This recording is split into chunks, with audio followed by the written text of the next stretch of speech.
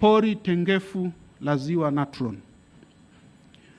Mheshimiwa Rais, wananchi wa vijiji vinne nilivyovitaja vya Engaresero, Pinyinyi, Oldonyo Sambu na Jema wana hofu ya kupoteza ardhi yao endapo serikali itatekeleza azma yake ya kupandisha hadhi pori tengefu la Ziwa Natron kuwa pori la akiba. Sasa tume inapendekeza yafuatayo. Mosi, serikali ifanye tathmini ya pori tengefu la Ziwa Natron ili kuona endapo bado kuna umuhimu wa kutekeleza uamuzi wa kupandisha hadhi pori tengefu la Ziwa Natron kuwa pori la akiba. Pili, ili kuondoa mgongano wa kisheria na kitaasisi kuhusu uwepo wa nyanda za malisho kwenye maeneo ya hifadhi, serikali ifanye mapitio ya tangazo la serikali namba 597 la 2022 lililoanzisha nyanda za malisho ndani ya maeneo hayo ili kuziondoa nyanda hizo ndani ya maeneo ya hifadhi. Masuala mengineyo.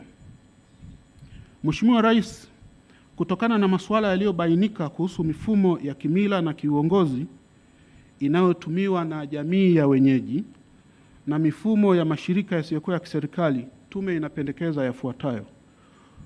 Mosi, serikali kwa kushirikiana na wadau mbalimbali iendelee kutoa elimu kwa viongozi wa kimila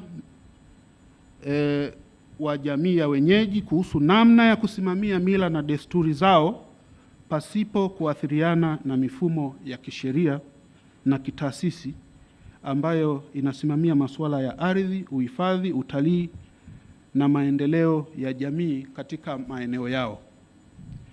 Pili, ifanyike tathmini ya mwenendo wa mashirika yasiyokuwa ya kiserikali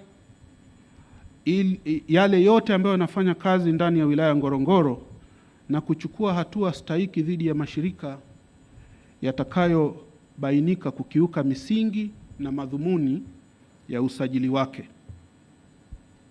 Mheshimiwa Rais, ili kuwezesha utekelezaji wenye tija wa mapendekezo ya tume na kuondoa upungufu uliobainika hapo awali, tume inapendekeza utekelezaji wa mapendekezo usimamiwe na ofisi ya Waziri Mkuu kwa kuzingatia mambo matatu. Moja, kuratibu utekelezaji wa mapendekezo yaliyotolewa. Pili, kuandaa mpango kazi wa utekelezaji wa mapendekezo. Na tatu, kufanya ufuatiliaji na tathmini ya utekelezaji wa mapendekezo.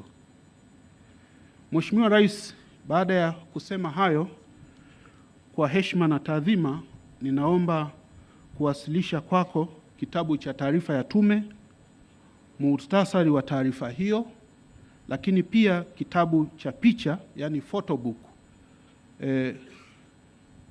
kama package moja.